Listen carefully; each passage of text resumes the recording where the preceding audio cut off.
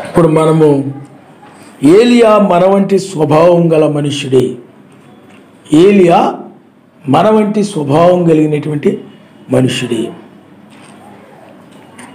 ఏలియా మన వంటి స్వభావం గల మనుష్యుడే అని దాని మీద మనం నేర్చుకోబోతున్నాం. యాకోబు రాసిన పత్రిక 5వ అధ్యాయము 13వ వచనం నుండి మనం చదువుకుందాం. మీలో ఎవరికైనాను శ్రమ సంభవించిన అతడు ప్రార్థన చేయవలను. ఎవరికైనాను సంతోషము కలిగిన అతడు కీర్తనను పాడవలను. మీలో ఎవడైనాను రోగి ఉన్నాడా అతడు సంఘము పెద్దలను పిలిపింపవలను. వారు ఎలోహిం నామమున అతనికి నూనె రాచి అతని కొరకు ప్రార్థన చేయవలను. విశ్వాస సహితమైనటువంటి ఆ ప్రార్థన ఆ రోగిని స్వస్థపరచును. ఎలోహిం అతని లేపును. అతడు పాపములు చేసిన వాడైతే పాపక్షమాపణ నొందును. మీ పాపమును ఒకరితో ఒకడు ఒప్పుకుండి మీరు స్వస్థత పొందినట్లు ఒకరి కొరకు ఒకడు ప్రార్థన చేయడి.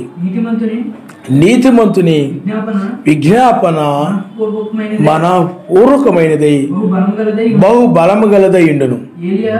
ఏలియా మన వంటి స్వభావం గల మనుష్యుడై వర్షింపకుండునట్లు అతడు ఆసక్తితో ప్రార్థన చేయగా 3.5 సంవత్సరముల వరకు భూమి మీద వర్షింపలేదు. అతడు మరలా ప్రార్థన చేయగా ఆకాశము వర్షమిచ్చెను, భూమి తన ఫలమిచ్చెను. చాలా ఆయన నామనిస్తాను. హల్లెలూయా, హల్లెలూయా.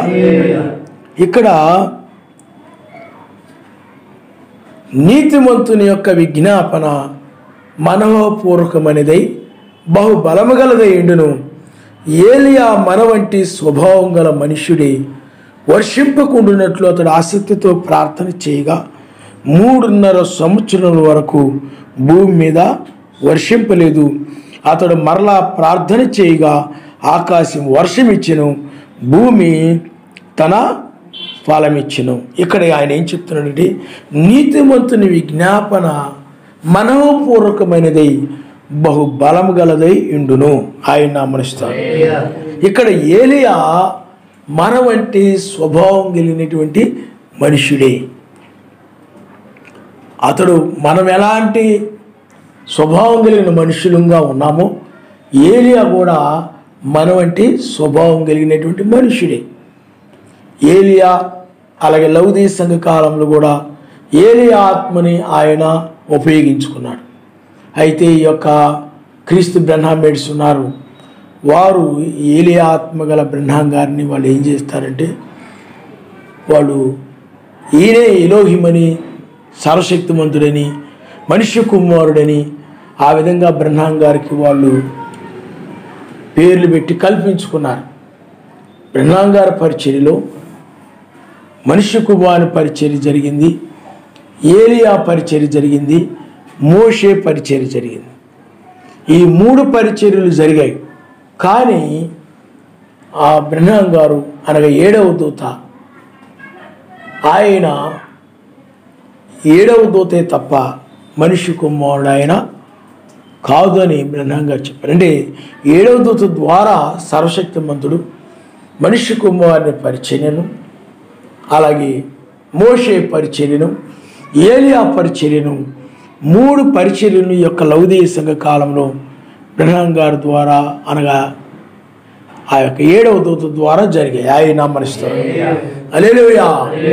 అయితే వీళ్ళందరూ అభిప్రాయపడినటువంటి ఇక్కడ వాక్యం ఏం చెప్తూ ఉన్నదనంటే ఏలియా ఆయన మనిషి కుమారుడని అలాగని వీళ్ళని కానీ చెప్తూ ఉన్నారు. కానీ ఆయన కూడా మనలాంటి మనుష్యుడే, మనమంటే స్వభావం కలిగిన వాడే. మనం ఎలాగా ఆహారం తినే వారంగా ఉన్నాము, నీరు త్రాగే వారంగా ఉన్నాము.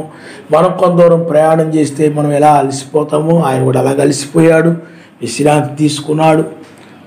అతడు కూడా మనలాగనే బలహీనతకు గురయ్యాడు, మన తిరిగి ఆ విధంగా మనలాంటి మనుష్య స్వభావం కలిగిన వాడి. ఆ ఏలియా ఏదో సర్వశక్తిమంతుడు, లేకపోతే ఎలోహిము, లేకపోతే మనిషి కుమారుడు ఏదేదో కాదు. అందువలన ఏలియా మన వంటి స్వభావం కలిగిన మనుష్యుడే. అందుకని ఇక్కడ ఆయన ఏం చెప్తున్నాడంటే, ఏదైనా బాగోవాలన్నా, ఏదైనా స్వస్థపరచబడాలన్నా, లేకపోతే ఏదైనా మీరు మేలు పొందుకోవాలన్నా, లేకపోతే మీరు ఏదైనా ఆయన కార్యాలు చూడాలన్నా, ఇక్కడ ఆయన ఏం చెప్తున్నాడనంటే, నీతిమంతుని ప్రార్థన మనవపూర్వకమైనదై బహు బలము గలదైండు అని చెప్తున్నాడు ఆయన. ఈ మాట మనం చాలా జాగ్రత్తగా గమనించాలి. నీతిమంతుని యొక్క విజ్ఞాపన. ఇక్కడ ఏలియా అతడు ఒక నీతిమంతుడు, అతడు సర్వశక్తిమంతుడు కాదు, లేకపోతే మనిషి కుమారుడు కాదు, ఇంకోటి కాదు. అతడు ఏమై ఉన్నాడు చెప్పండి? నీతిమంతుడు. నీతిమంతుడు అంటే సర్వశక్తిమంతుడు ఏమి చెప్పాడంటే, వాక్యం ఏమి చెప్తా ఉందో దానికి విధేయత చూయించి నడిచేటువంటి వారిని నీతిమంతులు అంటారు.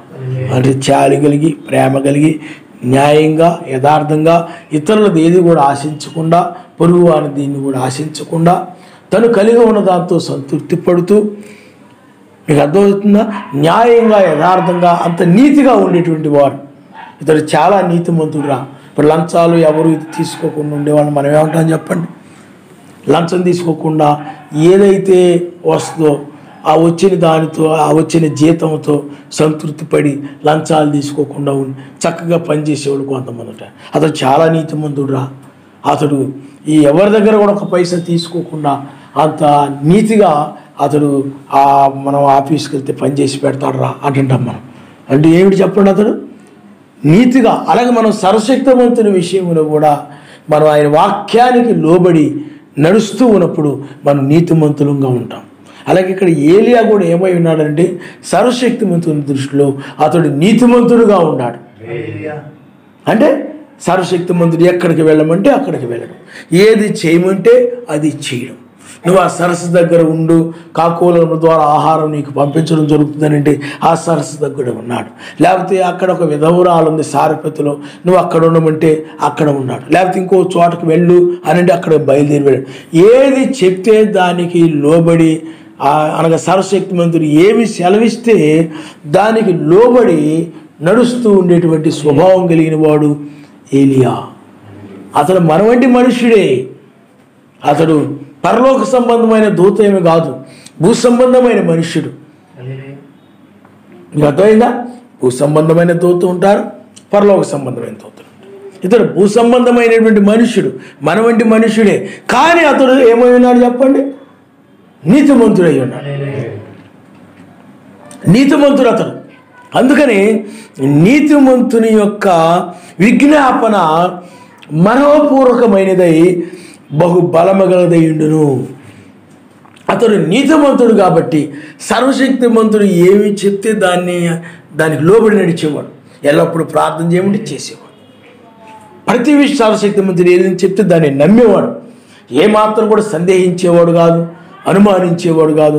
సర్వశక్తిమంతుడు ఏదైనా చెప్తే అది జరుగుతుంది, అది నెరవేరుతుంది అని నమ్మి సర్వశక్తిమంతుడికి లోబడి జీవిస్తూ ఉండేవాడు ఏలియా.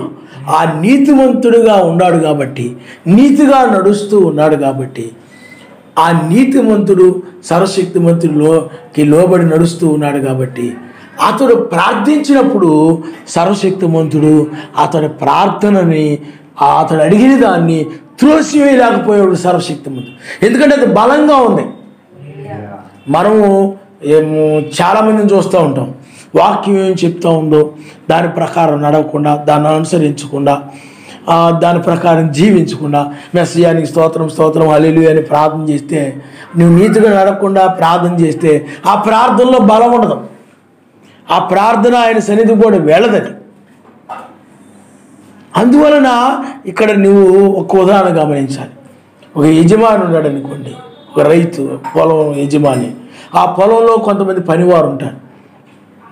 ఆ పనివారు ఆ యొక్క పొలంలో ఆ యొక్క యజమాని ఇదిగో ఈరోజు గడ్డి బేకండి అంటే గడ్డి బేకడం, ఈరోజు రాళ్ళు ఏరేయమంటే రాళ్ళు ఏరియడం, ఈరోజు చెట్టు చుట్టూ ఆ యొక్క ముళ్ళ కంచి ఏమంటే వేయడం, అది ఈరోజు ఆ మొక్కలకు నీళ్లు పోయండి అంటే నీళ్లు పోయడం.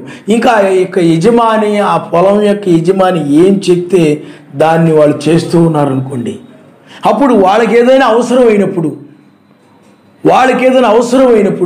ఆ యజమాని దగ్గరికి వెళ్ళి, అయ్యా ఇలాంటి మేము చాలా ఇబ్బందుల్లో చాలా కష్టాల్లో ఉన్నాం, మీరు మాకు సహాయం చేయండి అంటే ఆ యజమాని ఏం చేస్తాడంటే వాళ్ళని త్రోసివేయలేకపోతాడు. కారణం ఏమిటంటే నేను ఏది చెప్తే వీళ్ళు దాన్ని నెరవేరుస్తున్నారు, నేను ఏది చెప్తే దాన్ని చేశారు వీళ్ళు. కాబట్టి వీళ్ళు ఇంత నమ్మకంగా చేసినప్పుడు వీళ్ళు అడిగిన దాన్ని త్రోసివేస్తే ఏం బాగుంటుందని ఆయన ఏం చేస్తాడు యజమాని చెప్పండి, వాళ్ళు ఏమైతే అడిగారో దాన్ని త్రోసివేయకుండా చేస్తాడు. ఎందుకనంటే ఆయనకు లోబడి నడిచారు కాబట్టి వాళ్ళ యొక్క మాటని ఆ యజమాని త్రోసివేయలేడు అనమాట.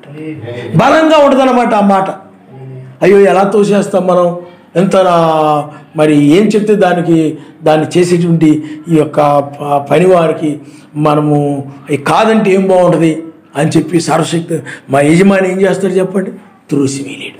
అలాగే ఇక్కడ కూడా ఏలియా సర్వశక్తిమంతుడు ఏం చెప్తే దాన్ని నెరవేరుస్తూ ఉండేవాడు కాబట్టి, ఎక్కడికి వెళ్ళమంటే ఏది చేయమంటే దాన్ని చేస్తూ ఉండేవాడు కాబట్టి, అందును బట్టి ఏలియా ఆసక్తితో వర్షము కురవకూడదు అని 3.5 సంవత్సరం వర్షం కురవకూడదని ప్రార్థించినప్పుడు ఏలియా ప్రార్థనని, ఏలియా అడిగినటువంటిది ప్రార్థన అంటే ఏంది, ఆయనతో మనం మాట్లాడాలి.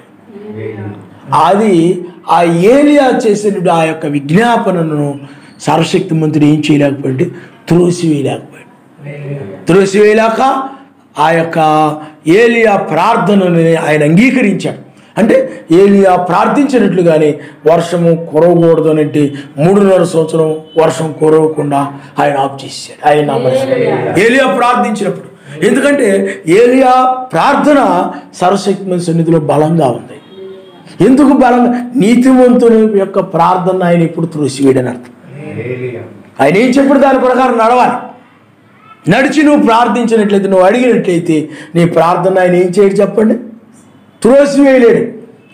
అందుకనే అది బహుబలముగా ఉంటుంది అన్నమాట ఆ ప్రార్థన. ఆయన సన్నిధిలో ఎలా ఉంటుంది చెప్పండి, బలంగా ఉంటుంది. అది ఏదో పెద్ద మనం చూస్తుంటాం కాదనలేదన్నట్టుగా ఉంటుంది అన్నమాట. అయ్యి బాబు ఇది త్రోసివేయకూడదు, ఈ ప్రార్థన మనం త్రోసివేయకూడదు, ఇది కాదనకూడదు, దీన్ని చెయ్యాలి అన్నట్టుగా ఉంటుంది ఆయన. అప్పుడు దాన్ని ఆ విధంగా ఏలియా ప్రార్థనని ఆయన అంగీకరించి ఆ విధంగా నెరవేర్చాడు. అందువలన ఇక్కడ ఏలియా మన వంటి మనుషుడే కానీ నీతిమంతుడుగా ఉండడం వలన సర్వశక్తిమంతుడు ఏలియా ప్రార్థన అంగీకరించి వర్షం కురవమంటే కురిసింది, వర్షం ఆగిపోమంటే ఆగిపోయింది. అంతేగాని ఇక్కడ ఏలియా ప్రార్థన ఆ నీతిని బట్టి అది బలముగా ఉండి ఆ కార్యాన్ని జరిగించాడు. అందువల్ల వర్షం ఆగిపోమ్మనగానే ఆగిపోయింది కాబట్టి, లేకపోతే వర్షం రమ్మనగానే వచ్చింది కాబట్టి ప్రార్థన చేయగానే. అందుచేత ఏలియా మన వంటి మనుషుడు కాదు, ఇతడు ఏలియా సర్వశక్తిమంతుడు అని అంటే కుదరదు. మీకు అర్థమైందా? అక్కడ ఏలియా ప్రార్థించాడు, సర్వశక్తిమంతుడు దాన్ని అనుమతించాడు, అంగీకరించాడు. ఎందుకు అంగీకరించాడు అంటే ఇతడు నీతిగా ఉండేవాడు సర్వశక్తిమంతుడి దృష్టిలో. ఏ పాపము ఏ దోషము లేకుండా ఆయన దృష్టిలో, సర్వశక్తిమంతుడి దృష్టిలో అంటే ఆయన వాక్య ప్రకారం నడుస్తూ ఆ విధంగా నీతిమంతుడిగా ఉండేవాడు కాబట్టి ఆ ప్రార్థన ఆయన త్రోసివేయలేకపోయాడు. అందువల్ల ఏలియా ఏమైనాడు చెప్పండి, మన వంటి మనుషుడే, మనలాగనే అతడు కూడా నీతిమంతుడిగా జీవించి అతడు ప్రార్థించినప్పుడు వర్షం కురవమంటే కురిసింది, ఆగిపోమంటే ఆగిపోయింది. అందుకనే అతని యొక్క విజ్ఞాపన మనపూర్వకమైనది, బహుబలము గలదుగా ఉన్నదని బైబిల్ చెప్తాం. అందుకనే మనం నీతిగా నడుస్తూ బలహీనతలో ఉన్న వారి గురించి కానీ దేని గురించి కానీ మనం ప్రార్థించినప్పుడు ఆయన ఏం చేస్తాడు చెప్పండి, ఆయన బాగు చేస్తాడు. బ్రహ్నం గారి పరిచర్యలో బోల్డ్ మంది స్వస్థపరచబడిన వారు ఉన్నారు, చనిపోయిన వారు లేపబడ్డారు, క్యాన్సర్ రోగులు బాగయ్యారు. ఇవన్నీ జరిగాయి. ఇవన్నీ బ్రహ్నాం గారి పరిచర్యలు అంటే మెస్స యొక్క పరిచర్యలో ఎలాగైతే జరిగాయో అలాగ బ్రహ్నాం గారి పరిచర్యలు జరిగాయి. కాబట్టి ఇక్కడ బ్రహ్నాం గారి పరిచర్యలు జరిగాయి అని అంటే బ్రహ్నాం గారు ఆ కాలం యొక్క వర్తమానాన్ని బట్టి అతడు నీతిమంతుడిగా నడిచాడు, ఆ సత్యాన్ని ప్రకటించాడు. అతడు నీతిమంతుడిగా నడిచాడు కాబట్టి సర్వశక్తిమంతుడి దృష్టిలో నీతిమంతుడిగా ఉన్నాడు కాబట్టి అతడు ప్రార్థించినప్పుడు విజ్ఞాపన చేసినప్పుడు సర్వశక్తిమంతుడు ఏం చేశాడంటే అతని విజ్ఞాపనని త్రోసివేయలేకపోయేవాడు. మన వంటి మనుషుడే బ్రహ్నాం గారు కూడా, ఏలే ఆత్మ ఉంది ఆయనలో. కానీ అక్కడ అతడు నీతిగా నడుస్తూ అంటే సర్వశక్తిమంతుడు ఏం చెప్పాడు దాన్ని ప్రకారం నడుస్తూ అంటే మత్స్యాల సంఘాలకు నువ్వు ఆ యొక్క వాటిలో ఏకీభించకుండా ప్రత్యేకంగా ఉండకుంటే ప్రత్యేకంగా ఉన్నాడు. అదే నీతి, ఆయనకు లోపడమే. ఇదిగో నామంలో బాప్తిజం పొందాలంటే బాప్తిజం పొందాలి, ఆ సత్యాన్ని ప్రకటించమంటే ప్రకటించడు. ఆ విధంగా అతడు నీతిమంతుడుగా ఉన్నాడు కాబట్టి అతడు ప్రార్థించినప్పుడు సర్వశక్తిమంతుడు ఏం చేశాడు, అతడు ప్రార్థన బలంగా ఉన్న దాన్ని బట్టి త్రోసివేయలేక బ్రహ్నాం గారి పరిచర్యలో అనేక కార్యాలు జరిగాయి. అది ఆ కాలం అలాంటిది కాబట్టి లోకాన్ని తన వైపు తిరుపుకునేటువంటి కాలం కాబట్టి మొదటి ఈడుపు రెండవ ఈడుపు.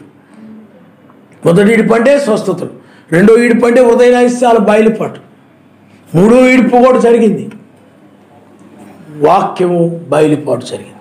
కానీ ఈ యొక్క మూడో ఈడుపు అంటే 7వ ముద్రకు సంబంధించిన మూడో ఈడుపు బయలుపడలేదు. కాబట్టి అక్కడ బ్రహ్నాం గారి పరిచయం అవన్నీ జరిగాయంటే బ్రహ్నాం గారు చేశారని కాదు, బ్రహ్నాం గారు సర్వశక్తిమంతుడని కాదు, బ్రహ్నాం గారు మనిషి కుమారుడని కాదు.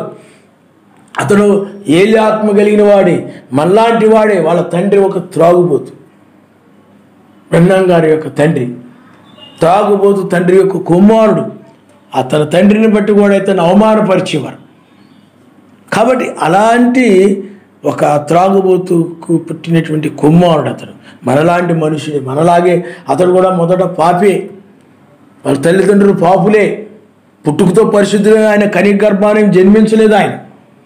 ఆ తర్వాత ఆయన్ని తెలుసుకొని ఆయన నామంలో బాప్తిజం పొంది అప్పుడు అతడు పరిశుద్ధుడిగా అయ్యాడు, పరిశుద్ధ ఆత్మను పొందుకున్నాడు, ఆ పరిచర్యకు పిలువబడ్డాడు.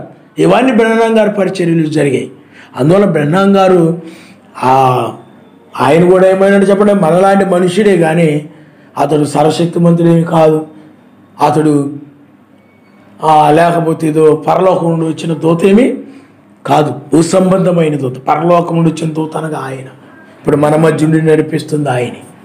భూసంబంధమైన దూత వెళ్ళిపోయాడు, వాళ్ళు లోకానికి సువార్త ప్రకటించేవారు, 7వ సంఘాలు 7వ దూత. ఇప్పుడు భూసంబంధమైన దూత కాకుండా పరలోక సంబంధమైన దూత వధువుని తీసుకుని వెళ్తున్నాడు. అదే ఆయనే మనిషి కుమారుడు, సర్వశక్తిమంతుడు. ఆయన నామనిస్తాడు. హల్లెలూయా, హల్లెలూయా. అందువల్ల ఆయన మనిషి కుమారుని పరిచయం అంటే బ్రహ్నాం గారి మొదటి రాకడలో మనిషి కుమారు పరిచర్యలో ఎలాంటివి జరిగాయో అలాగే బ్రహ్నాం గారి పరిచర్యలు కూడా జరిగాయి. అది ఎందుకంటే అది మనిషి కుమారు దినములని తెలియడం కోసం, మనిషి కుమారు దినముల్లో ఉన్నామని తెలియడం కోసం ఆ విధంగా జరిగాయి అవి, అంతే తప్ప ఆయన మనిషి కుమారుడేమి కాదు. బ్రహ్నాం గారు అంటారు, నేను కూడా మీ వంటి పాపిని, అయితే నిన్న ఆయన కనికరించాడు అంటాడు. ఆయన నామనిస్తాడు. హల్లెలూయా. అతడు కూడా మన వంటి మనుషుడే, మనలాగా పాపే. మీకు అర్థమైందా? కానీ సర్వశక్తిమంతుడు ఏం చేసేటప్పుడు అదిగో ఆ శిలువ మీద దొంగ వలె నేను కూడా కనికరించబడ్డానంటాడు ఆయన. బ్రహ్నాం గారు మన వంటి మనుషుడే తప్ప, 7వ దూత మన వంటి మనుషుడే తప్ప ఆయన మనిషి కుమారుడేమి కాదు. ఆ 7వ దూత ద్వారా మనిషి కుమారుని పరిచయం అంటే ఆ కార్యాలు జరిగాయి. ఎందుకు జరిగాయంటే ఆ కార్యాలు అంటే మనిషి కుమారుని యొక్క అద్భుతాలు, మాత్కార్యాలు, సూచక్రియలు ఆనాడు సమరీయులు అలాగే ఇజ్రాయేల్ వాళ్ళందరూ చూశారు కానీ అన్నిలు చూడలేదు. అందుకనే ఈ 7వ సంఘ కాలంలో అన్ని చెడుల మధ్య ఆ 7వ దూత ద్వారా ఆ మనిషి కుమారుని పరిచయం మరలా తిరిగి ఆయన జరిగించుకున్నాడు. అదేగా చాలా సందర్భాల్లో ఆయన మనిషి కుమారుడు మన మధ్య ఉన్నాడు, ఆయన శరీరమును కలిగి ఉన్నాడు అని చెప్పిన సందర్భం. అంటే ఆయన ఇప్పుడు మన మధ్య ఉన్నాడు అనుకోండి, ఇప్పుడు మనలో ఆయన ఉన్నాడు అనుకోండి, ఇప్పుడు మనం అందరం ఏమైనా చెప్పండి, ఆయన ఒక శరీరం అయి ఉన్నాం. ఆ ఉద్దేశంతో బ్రహ్మం గారు చాలా సందర్భాల్లో చెప్తే, ఇదిగో బ్రహ్మం గారు ఆ శరీరంలో ఉన్నాడు కాబట్టి అని చెప్పాడు కాబట్టి బ్రహ్మం గారే క్రీస్తు అని పనికిమాలినులు అలాగా అపార్థం చేసుకొని బోధించుకుంటూ వెళ్ళిపోతున్నారు. కాబట్టి బ్రహ్మం గారులో ఏముంది? ఏలి ఆత్మ. ఆ రోజుల్లో ఏలి ఆత్మే. అందుకనే ఏలి ఆత్మ ఎలీషా మీదకి వచ్చింది. ఆ ఎలీషా మీద నుండి ఆ తర్వాత ఎవరి మీదకి వచ్చింది? యోహాను మీదకి వచ్చింది. యోహాను మీద నుండి మరలా ఈ యొక్క 4వసారి, అంటే మొదటిసారి ఏలియా, ఆ తర్వాత ఎలీషా మీదకి 2వసారి, 3వసారి యోహాను మీదకి, 4వసారి ఈ 7వ సంఘ కాలంలో, మరలా 5వసారి మరలా శ్రమ కాలంలో మోషే ఏలియాలు ఇజ్రాయెల్ దగ్గరకు వస్తారు. అప్పుడు మరలా ఏలియా 5 సార్లు ఆయన ఉపయోగించుకున్నాడు. ఆయన హల్లెలూయా. అందుచేత ఏలియా ఏమైనాడు చెప్పండి? మన వంటి స్వభావం కలిగిన మనుషుడే, కానీ అతడు నీతిమంతుడు అవ్వడం వలన అతని యొక్క విజ్ఞాపన మరణపూర్వకమైనది, బహుబలము కలిగినదిగా, అతని ప్రార్థన బహుబలము కలిగినదిగా సర్వశక్తిమంతుని దృష్టిలో ఉన్నది. కాబట్టి ఆ కాలంలో అన్ని జనుల మధ్య కావచ్చు, ఆ రోజుల్లో ఇజ్రాయేల్ మధ్య కావచ్చు, రేపు రాబోయే ఇజ్రాయేల్ మధ్య కావచ్చు, సర్వశక్తిమంతుడు గొప్ప కార్యాలు చేయడానికి కారణం ఏంటంటే అతడి నీతి. ఆయన నామస్తోత్రం. హల్లెలూయా. అంతేగాని ఆ ఏలియా ఏదో ఆ గొప్ప సర్వశక్తిమంతుడు ఏమి కాదు, మనిషి కుమారుడు ఏం కాదు. మీకు అర్థమైందా? సర్వశక్తిమంతుడు ఏమి కాదు, మనిషి కుమారుడు ఏమి కాదు.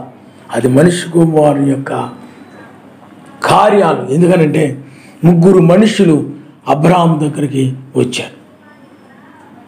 3 మనుషులు అబ్రహాం దగ్గరకు వచ్చారు. అందుట్లో ఒకరు సర్వశక్తిమంతుడు. అబ్రహాము గారు వివేచన కలిగిన వాడు గనక ఆ 3 వచ్చినప్పుడు ఎవరు సర్వశక్తిమంతుడు, ఎవరు దూతలు గ్రహించగలిగి అప్పుడు నా ఎలోహిం అని సర్వశక్తిమంతుడు గుర్తించాడు, దూతలను గుర్తించాడు అబ్రహాము గారు. అది ఆ యొక్క అబ్రహాము యొక్క కాలంలో అది జరిగింది. అలా దాన్ని ఉద్దేశించే బ్రహ్మం గారు ఏం చెప్పారంటే, ఈ చివరి కాలంలో కూడా మరలా సర్వశక్తిమంతుడు ఆయన మనిషి కుమారుడుగా, ఎందుకంటే అబ్రహాము దగ్గర ఆయన శారా హృదయ రహస్యాలు బయలుపరిచాడు. మనిషి కుమారుడుగా దూతలతో ఆయన వచ్చి ఆ బ్రహ్మం గారి పరిచర్యలో కూడా అదేవిధంగా చాలామంది హృదయ రహస్యాలు చెప్పాడు ఆయన. మీరు ఎక్కడి వచ్చారో ఏంటో, మీ వీధి ఏంటో, మీరు ఎక్కడ ఉంటుంటారో అవన్నీ కూడా చెప్పాడు ఆయన. వాళ్ళు ఏ వ్యాధి కలిగి ఉన్నారో, ఆ వ్యాధి కలిగినప్పుడు ఇంట్లో వాళ్ళు ఏమన్నారు, బయట వాళ్ళు ఏమన్నారు, లేదా డాక్టర్ గారు ఏమన్నారు, ఆ విషయాలని కూడా చెప్పేశారు. దానిని బట్టి బ్రహ్మం గారు ఏం చెప్పారంటే, అబ్రహాము గారిని మనిషి కుమారుడు కలిసినప్పుడు ఏ విధంగా అయితే హృదయ రహస్యాలు అక్కడ చెప్పాడో శారా హృదయంలో, ఎందుకంటే ఆమె గుడారములో ఉండి నవ్వింది, దాన్ని ఆయన చూశాడు. ఆయన నామనిస్తాడు, నేను నవ్వలేదు అన్నట్టు నువ్వు నవ్వావని చెప్పాడు ఆయన. అలాగే సమరయ స్త్రీ యొక్క హృదయ రహస్యాలు చెప్పాడు ఆయన. ఆమె చేసే పాపపు క్రియలు, ఆమె భర్తలను కలిగి ఉన్నదని హృదయ రహస్యాలు చెప్పాడు. అదేవిధంగా బ్రహ్మం గారి పరిచర్యలు జరిగింది. కాబట్టి అందులో మనిషి కుమారుని యొక్క పరిచర్య అది హృదయ రహస్యాలు చెప్పడం. మీకు అర్థమైందా?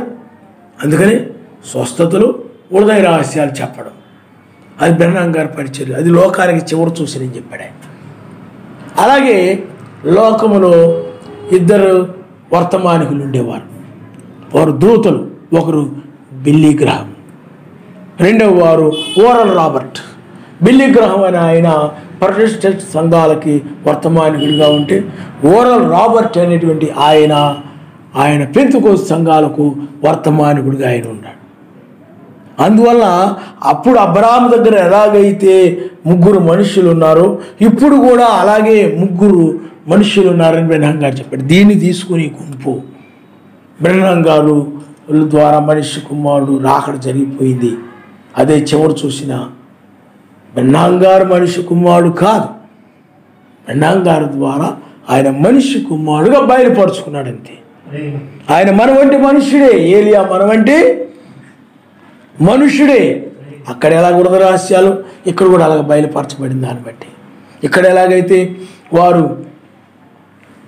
ఆ దూతలు 2 సొదొమ వైపు వెళ్ళారు. అలాగే ఇక్కడ కూడా వీళ్ళు లోకానికి అనగా ప్రొటెస్టెంట్ సంఘాలకు అలాగే ఈ యొక్క పెంతెకోస్తు సంఘాలకు వర్తమానికులుగా వాళ్ళు ఉన్నారు. అయితే అది చివరి సూచన కాదు. అది చివరి సూచనేమే. మొదటిది అద్భుతాలు, రెండవది హృదయ రహస్యాలు, మూడవది ఉంది. మూడవది ఏంటంటే మనం నేర్చుకున్నాం, నేను చేయబో కార్యమును అబ్రాహాముకు నేను దాచెదనా. సొదొమ గొమొర్రాకు ఏ విధంగా తీర్పు తీర్చబోతున్నాను. ఎందుకంటే సొదొమ గొమొర్ర యొక్క పాపము పరిపూర్ణమైపోయింది కాబట్టి దానికి తీర్పు తీర్చబోయే విషయాన్ని అబ్రాహాము గారికి దాచకుండా సర్వశక్తిమంతుడు చెప్పినప్పుడు, ఇంతయా నీతిమంతులు ఉన్నట్లయితే ఆ పట్టణాన్ని నాశనం చేయకుండా విడిచిపెట్టవా? 5 నీతిమంతులు ఉంటే పట్టణాన్ని నాశనం చేయకుండా విడిచిపెట్టవా? కాబట్టి అబ్రాహాము గారికి ఆ సొదొమ గొమొర్ర నాశనమయ్యే విషయాన్ని బయలుపరచడమే కాకుండా ఆ సొదొమ గొమొర్ర ఎలాగా నాశనం అవుతుందో, నీతిమంతులు ఎలాగా రక్షించబడతారో కూడా అబ్రాహాము గారికి ఆయన చూపించాడు. అది మూడవది. ఇప్పుడు జరుగుతుంది అదే. మనం ఎలాగైతే రక్షించబడతామో, లోకం ఎలాగైతే నాశనం అవుతుందో అన్నాడు అబ్రాహాము గారికి ఆయన చూపించాడు ఆయన. అందువల్ల ఈ పనికిమాలిన వాళ్ళందరే బ్రహ్మం గారి సంఘాల్లో ఉన్న చాలామంది పనికిమాలిన బోధకులు ఉన్నారు. క్రీస్తు బెనామెట్స్ అని, అలాగే వధువు ద్వారా వీళ్ళందరూ ఏమంటుంటారంటే, అదుగో మనిషి కుమారుని పరిచర్య జరిగింది, అప్పుడే రాకడ జరిగిపోయింది. ఉదయ రహస్యాలు చెప్పడం మొదటి రాకడ సంబంధించింది. అది రెండవ రాకడలో ఏం జరుగుతుంది చెప్పండి? నోహ దినములో, లోతు దినములో జరిగినట్లు కానీ ఏం జరుగుతుంది? నీతిమంతులను ఆయన రక్షించి పాపులను ఆయన నాశనం చేస్తాడని బైబిల్ చెప్తుంది. ఆయన నామనిస్తుంది. అది జరిగేది మూడవ ఈడుపు. అంటే వాళ్ళు అంతటితో ఆగిపోయారు. ఈ గుంపు దీన్ని వదిలేశారు. లేఖనాలు చెప్తూ ఉన్నాయి, దీన్ని వదిలేశారు. రక్షించబడ్డాన్ని వదిలేశారు. ప్రళయాన్ని 8వ దినాన్ని వదిలిపెట్టేశారు. ఇది తప్పించుకునే సమయం. ఇది పొక్కురుతో తప్పించుకునే సమయం. కాబట్టి అందువలన అదిగో అబ్రాహాము గారి దగ్గరకు వచ్చాడు ఆయన. ఇప్పుడు కూడా అలాగే వధువు దగ్గరకు వచ్చాడు ఆయన. హృదయ రహస్యాలు అప్పుడు ఎలాగైతే బ్రహ్మం గారి టైంలో ఇప్పుడు కూడా అలాగే హృదయ రహస్యాలు చెప్పి రాకడకి జరిగిపోయింది. అది మొదటి రాకడది. అది కానీ రెండవ రాకడ ఏమిటి చెప్పండి? జడ్జిమెంట్. న్యాయాధిపతిగా ఉండి ఆయన తీర్పు తీరుస్తాడని చెప్తుంది. ఆయన బ్రహ్మం గారు కూడా చెప్పాడు, ఆయన న్యాయాధిపతిగా వస్తాడని. ఇప్పుడు ఆయన న్యాయాధిపతిగా ఉన్నాడు. ఇది రెండవ రాకడండి. ఉదయ రహస్యాలు అబ్రాహాం దగ్గరకు వచ్చి చెప్పిన దాన్ని అది రెండవ రాకడ అనుకున్నారు ఈ పనికి వాళ్ళు తెలియక. అది రెండవ ఈడుపు. అని మొదటి ఈడుపు, రెండవ ఈడుపు. మూడవ ఈడుపు ఏంటంటే అది రెండవ రాకడ, 7వ ముద్ర. అది వాక్య బయలుపాటు అని చెప్పాడు బ్రహ్మం.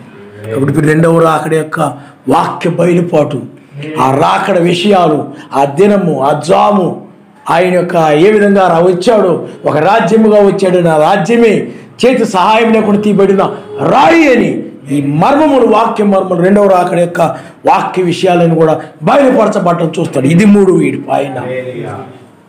అందుకే మెస్సీ పరిచర్యలు కూడా 3 ఈడుపులు జరిగాయి. మొదటి ఈడుపు, రెండవ ఈడుపు, 3వ ఈడుపు. ప్రధానంగా పరిచర్యలు కూడా మొదటి ఈడుపు, రెండవ ఈడుపు, 3వ ఈడుపులు జరిగాయి. కానీ రెండవ రాకడ దగ్గరకు వచ్చేటప్పటికి ఈ 2 ఈడుపులు ఉండవు, 3వ ఈడుపు మాత్రమే ఉంటుంది. ఆయన నమ్మనిస్తాడు రెండవ రాకడలు. అందుకని నీవు స్వస్థత గురించి అవి ఇవి జరిగినాయా కానీ వాళ్ళు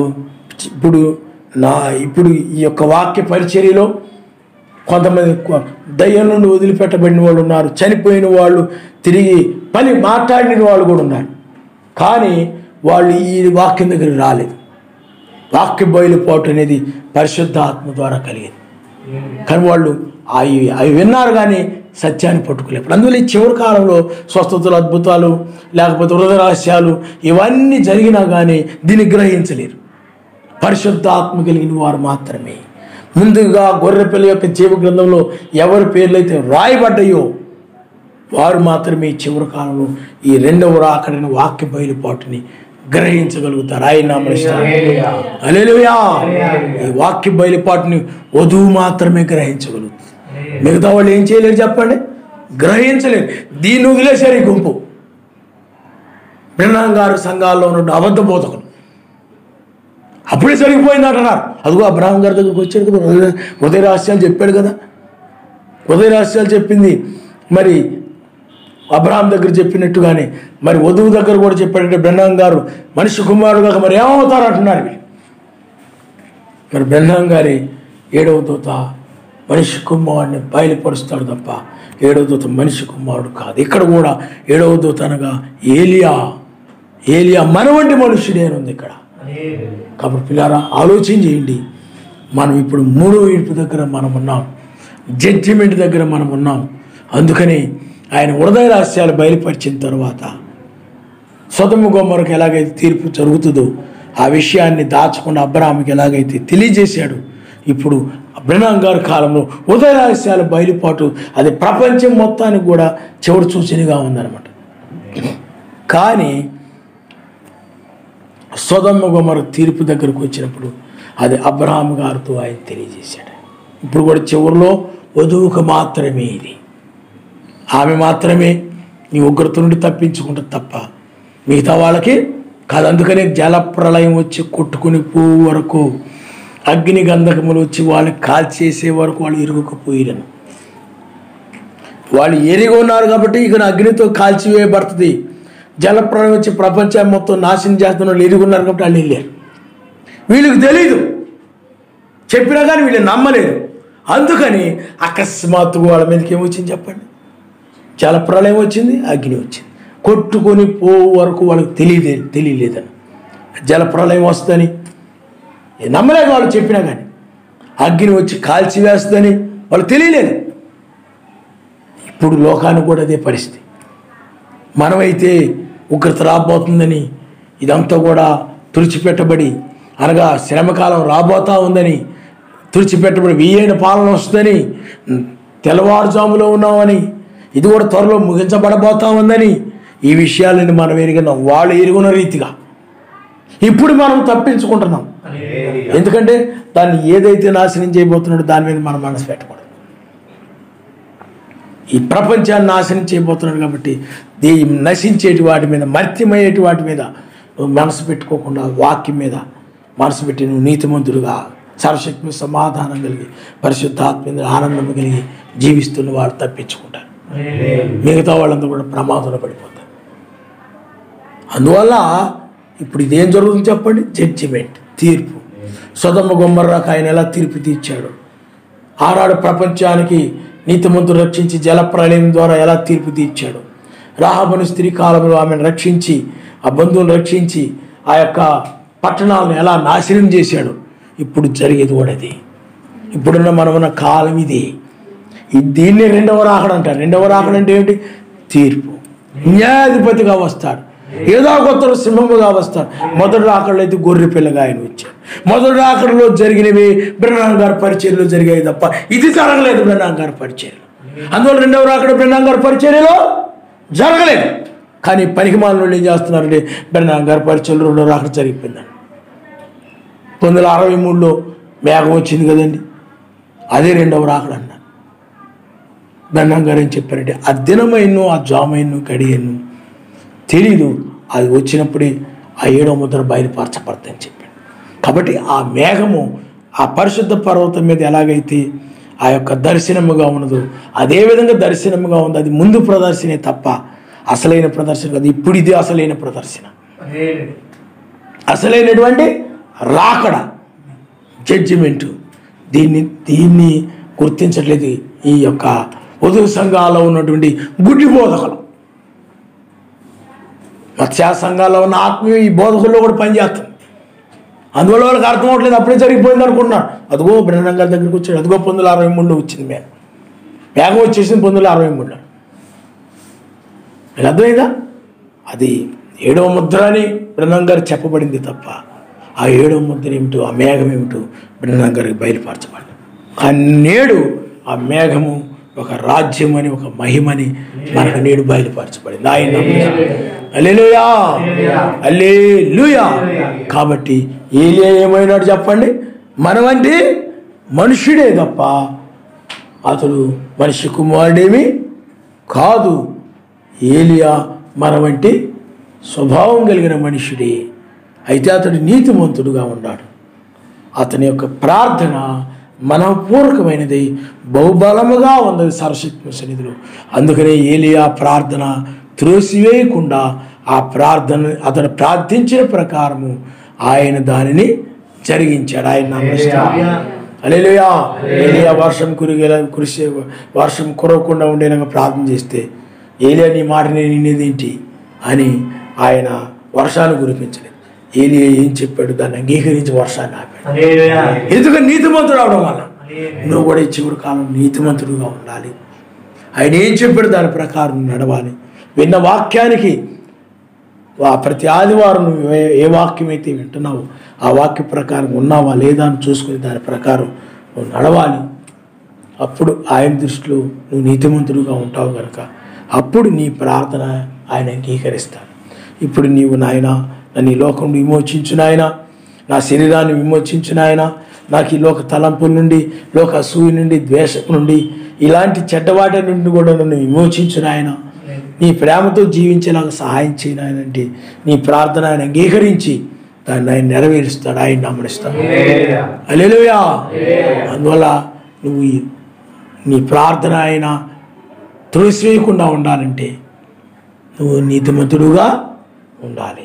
నీ శరీరం మార్పు పొంది పైకి వెళ్ళాలంటే నువ్వు నీతిమంతుడుగా ఉండి సర్వశక్తితో సమాధానం కలిగి ఉండి పరిశుద్ధాత్మేంద్ర ఆనందంతోనే ఉండాలి. అందుకనే నోకాలంలో ఆయన ఎవరుండారా నీతిమంతులను చూసి రక్షించాడు. ఆ తర్వాత మొదటి రాకడలో ఎవరైతే ఆయన రక్తం క్రిందకు వచ్చారో ఆ యొక్క రక్తం చిందించిన తర్వాత ఆయన రక్తం చిందించిన తర్వాత ఆ మృతులు ఉన్నారు నీతిమంతులు, వారు ఆ రక్తాన్ని బట్టి పైకి లేపడ్డారు. రక్తము ద్వారా ఏమొచ్చింది చెప్పండి? వాళ్ళకి రక్షణ, పునరుద్ధానం కలిగింది. ఇప్పుడు వేకు నక్షత్రం వల్ల రెండవ రాకడలో మనకి పరిశుద్ధాత్మ ఆనందం కలుగుతాం. వారికి అప్పుడైనట్లేదు సమాధానం కలిగింది. ఇప్పుడు మనకి పరిశుద్ధాత్మేంద్ర ఆనందం, పరిశుద్ధాత్మను బట్టి, పరిశుద్ధాత్మగా వాక్యమును బట్టి మనం ఆనందిస్తూ ఉంటాం. ఇప్పుడు మనకేమిటి చెప్పండి?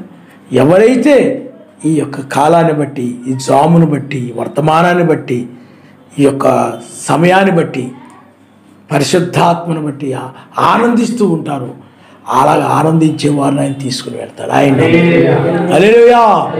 ఎప్పుడైతే ఆ నీతిని బట్టి రక్షించాడు, తర్వాత సమాధానాన్ని బట్టి రక్షించాడు, పునరుద్ధానం జరిగింది. ఇప్పుడైతే పరిశుద్ధాత్మ ఆనందంతో ఎవరైతే ఉంటారో లోకానందం అంతా విడిచిపెట్టేసి లోక సంబంధమైన వాటిని ఆనందించకుండా ఆయన ఎందు ఆనందిస్తూ ఎవరైతే ఉంటారో వారిని మాత్రమే పైకి తీసుకెళ్తారు. అంతేగాని ఆయన నమ్ముకొని లోకానందంతో ఉండి అలాంటి వాళ్ళందరూ విడిచిపెట్టబడతారు. ఎందుకంటే అక్కడ ఉండేది ఏమిటి చెప్పండి? పరిశుద్ధాత్మేంద్ర ఆనందం ఉంటుంది ఆయన రాజ్యం.